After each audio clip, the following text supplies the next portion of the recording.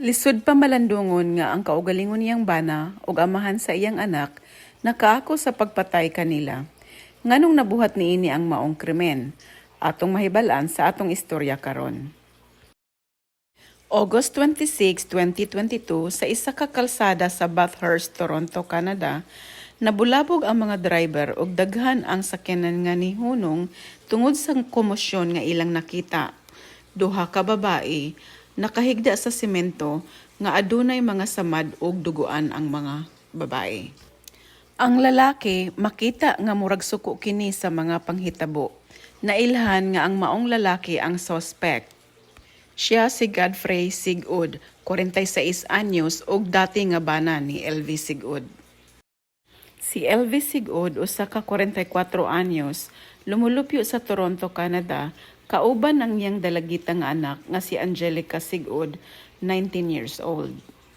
Si Angelica usa ka estudyante sa University sa Toronto. Nangandoy kini nga mahimong usa ka flight stewardess. Matud pa sa balita, nilangyaw kini si LV na nimpalad sa laing nasod para mabuhi ug matagaan og maayong kinabuhi ang iyang anak. Mibiya kini sa iyang bana tungod kay naanay isyudaan mahitungod sa pagpangulata kaniya ang iyang bana. Walay impormasyon kung kanus-an naabot sa Canada si LV. Pero siya lang og iyang anak ang naa sa Toronto. Wala sila'y laing pamilya. Hapsay ang ilang panginabuhi sa Toronto, Canada. Aktibo si LV sa simbahan nga Lord of Glory International Ministries sa Ontario, Canada. Nagatuon kini nga mahimong usa ka preacher. Ang preacher mao kana sila ang gasangyaw sa simbahan bahin sa Ginoo. Ug si Angelica nagatugtog og piano sa ilang simbahan. Grabe ang pagkadismaya sa mga kauban nila sa simbahan tungod kay nakaschedule si LV nga mag-preach atong simanaha. Matud pa sa pastor nila sa simbahan, hilumon si LV ug wala kini nagaistorya bahin sa iyang personal nga kinabuhi. Wala nila namatyagan nga naay domestic abuse nga gapanghitabo sa kinabuhi ni LV. Tuig 2019, nagbakasyon si LV ug ang iyang anak sa Pilipinas. Ug sa anang panahon, nagkabalikan si LV ug ang iyang bana.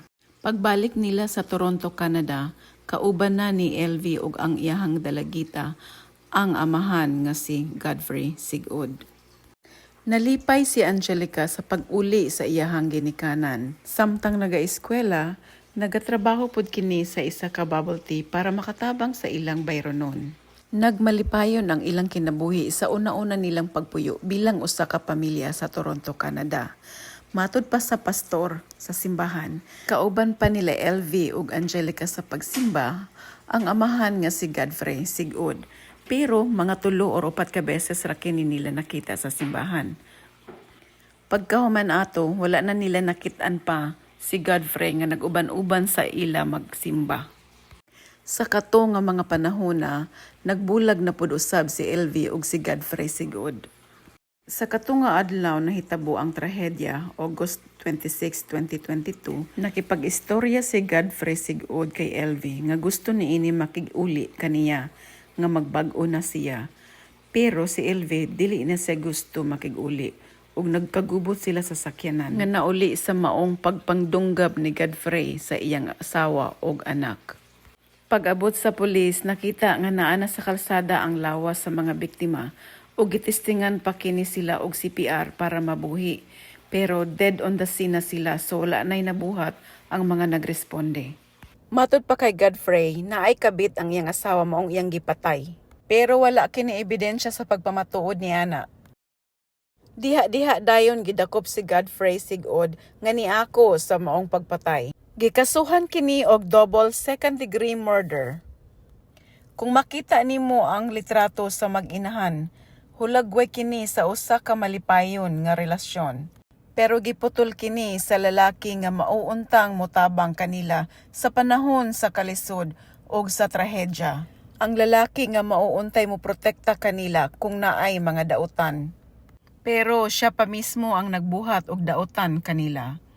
Ang Philippine Consulate sa Ontario, Canada nga gipangunahan ni Orontes mao'y nagtabang nga mabalik sa Pilipinas ang patay nga lawas sa mag-inahan. Ang pastor sa simbahan nila nag-initiate og GoFundMe kay para makatabang sa pinansyal nga panginahanglanon para sa lungon punerarya o gasto ipaingon pauli sa Pilipinas. Nahugno ang kalibutan sa pamilya ni LV pag-abot sa ilang lungon tungod kay dili nila madawat nga ang kaugalingon niyang bana mao ang nagpatay kanila. Kaanugon sa kinabuhi sa mag-inahan nga unta magpadayon pa unta silang magmalipayon sa ilang kinabuhi sa Ontario, Canada. Makabot pa nila ang ilang mga ginapangandoy sa ilang kinabuhi. Tungod sa kapit-o sa sitwasyon, nahanaw kini nga mura lang og bula. Ang mga memorya ni LV ug Angelica magpabilin sa mga mahal nila sa kinabuhi. Kung nauyo na nimo ang ingani nga mga istorya, palihog ko og subscribe, like ug share. Ug daghang salamat.